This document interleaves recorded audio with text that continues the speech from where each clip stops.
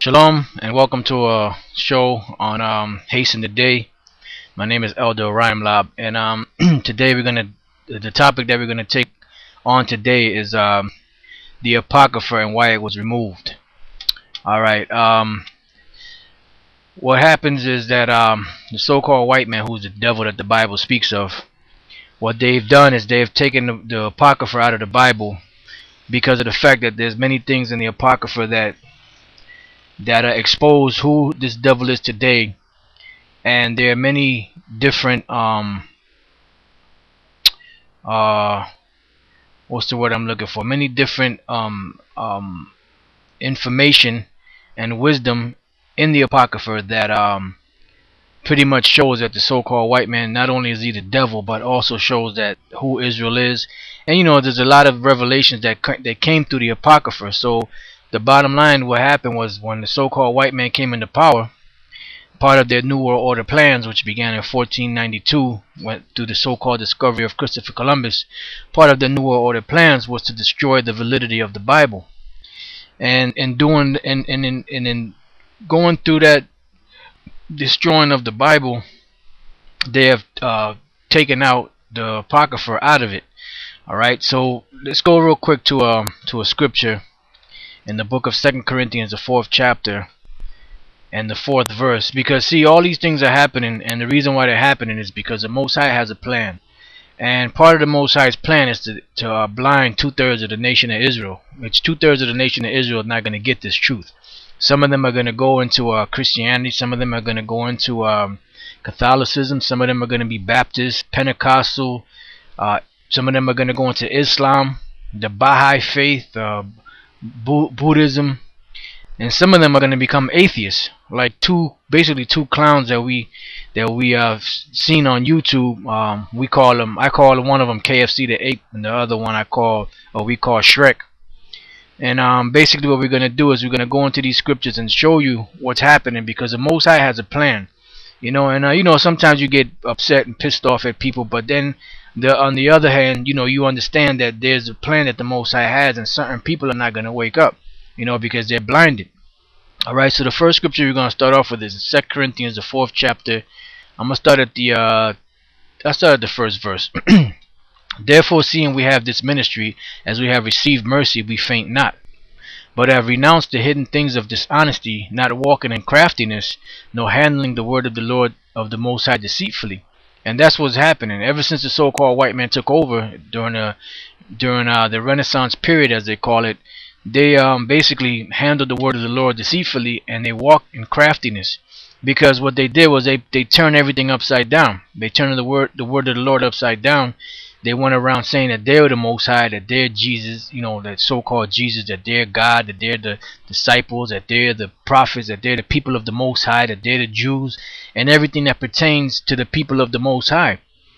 So what's going to happen to them for that is the Most High is going to destroy them for that, because basically what they have committed is blasphemy. Alright? So in doing all of this, they throughout the years, beginning back from the 1400s, they have spent countless amounts of money to hide the truth.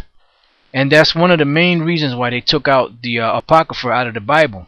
So it says, but have renounced the hidden things of dishonesty, not walking in craftiness, nor handling the word of the Most High deceitfully, but by manifestation of the truth, commending ourselves to every man's conscience in the sight of the Most High.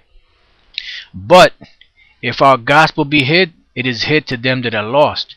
And that's 2/3 of Israel right now are lost. See, like I said, we get mad, but we understand that 2/3 of Israel, they're not going to wake up right now. So what do we say? We'll say, look, we'll just see them on the other side. And when they come back into the kingdom, all Israel is going to be saved anyway. I'm talking about Israel, not this bullshit philosophy that these guys are teaching, that anybody that accepts the Lord, they're Israelite. That's another topic. But anyway, all Israel is going to be saved, the physical Israelites. But if our gospel be hid, it is hid to them that are lost. But right now, 2/3 of them are lost. So we'll just see them in the kingdom.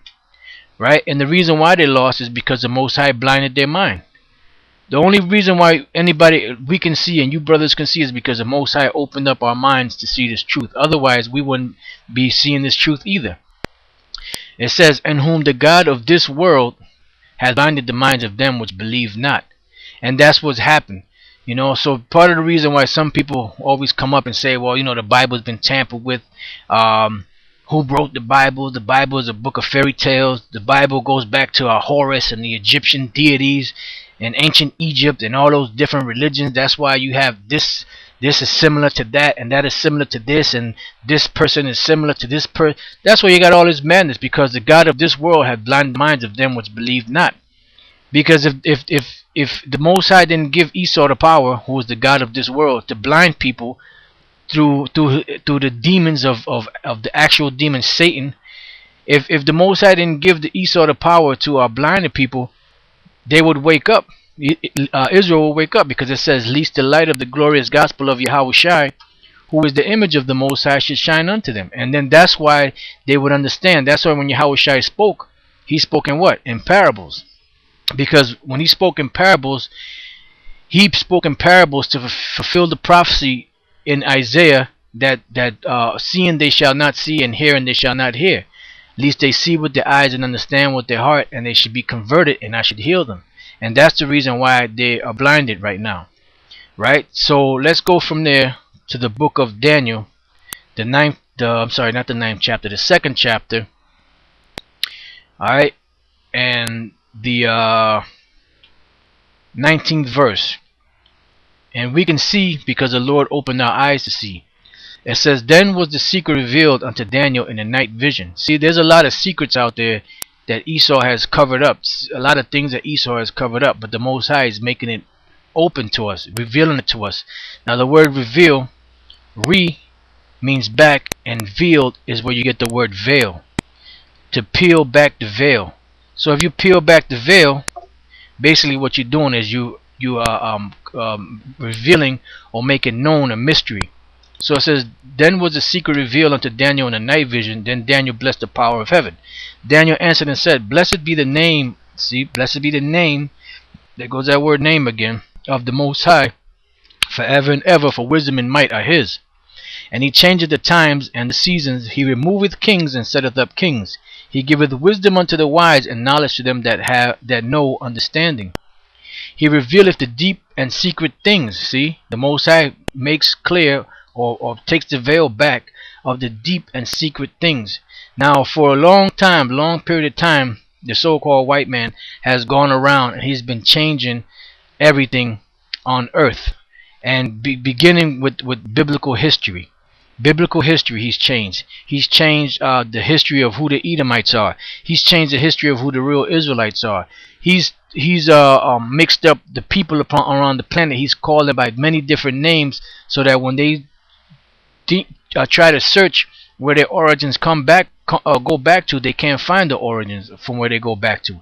But the Most High took all those secret things that he hid from them, and he revealed them unto us to teach you brothers, so that you brothers can wake up. And then we're also supposed to go and teach the nations, so that they can know who they are and they can know who their future is, which we were made prophets unto the nations, so the nations can know who they are and know where they're going to.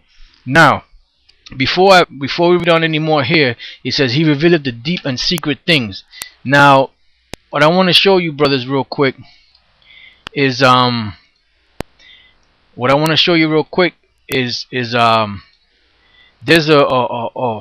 because of the main thing that we're dealing with right now is the removal of the Apocrypha. Now, there's a book called matter of fact, let me scroll up here. The book is called "To Eliminate the Opiate" by Marvin S. Antelman. This is a so-called rabbi among the so-called Jews, and he found out what basically what they were trying to do, the Illuminati was trying to do, was they were trying to destroy the Bible and the biblical teachings of the Bible. That's why you got things like Zeitgeist today. You got people saying that Yahushua is Horus, that really those are made up stories. You got these clowns, Rebel Alliance, saying that Serapis and that all this stuff is all fairy tales and made up. You got that dickhead Shrek kicking the Bible, which the Most High gonna deal with him on that. But this is a book that was written by Rabbi Martin S. Antelman, "To Eliminate the Opiate," Volume 1. And in this book, he basically goes back, to the origins, of where all these things basically happen. Now, when you scroll down to page 127, which we're gonna get right now, when you scroll down to page 127, which is right here, There was this guy here, Jonathan Ibeschutz. He was the first heretical crypto-Sabbatean theologian. Now, these crypto-Sabbatean theologians, basically what they were, is they were just set up to destroy biblical validity, or the validity of the Bible. Now, what this guy did, this crypto-Sabbatean, he had students that came up under him, and one of the students that came up under him was a guy by the name of Carl Anton. Right? See right here, Carl Anton. Matter of fact, show you that right there, Carl Anton. That's the guy that one of his main pupils. Right? And this guy was given a task. Let's find out what that task was. Ibishutz's disciples had definitive objectives assigned to them so that they would play certain roles in the revolution. Now, the word revolution, the word re means back, and volution is to turn. Revolution is to turn back.